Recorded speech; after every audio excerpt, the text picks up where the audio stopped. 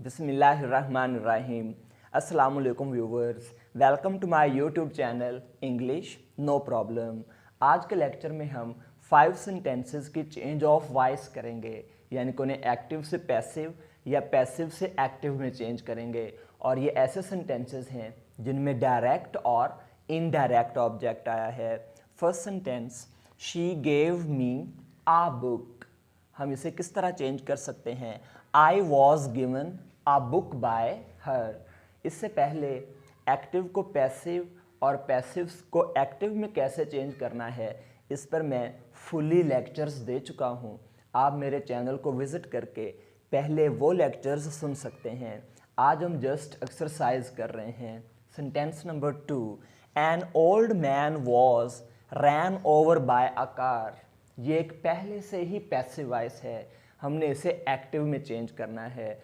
अब हम सेंटेंस देखकर पहचान कैसे सकते हैं कि ये एक्टिव है या पैसिव? इसके लिए आप वीडियो देख सकते हैं एक्टिव और पैसिव में फ़र्क क्या है।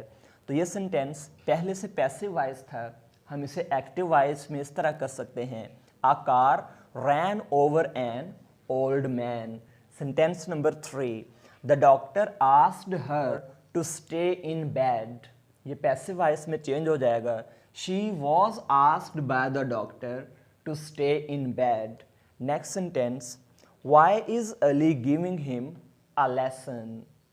इसे हम पैसिव वॉइस में इस तरह चेंज कर सकते हैं, why is he being given a lesson by Ali.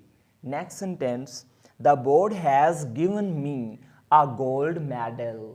ये प्रेजेंट परफेक्ट है, हम इसे पैसिव वॉइस में इस तरह चेंज करेंगे, I have been given a gold medal by the board. इन सेंटेंसेस को हमने एक्टिव से पैसिव और पैसिव से एक्टिव में किया। फुली लर्न करने के लिए आप मेरा चैनल विजिट कर सकते हैं। Thanks for watching, kindly like and subscribe my channel. अल्लाह हाफिज़।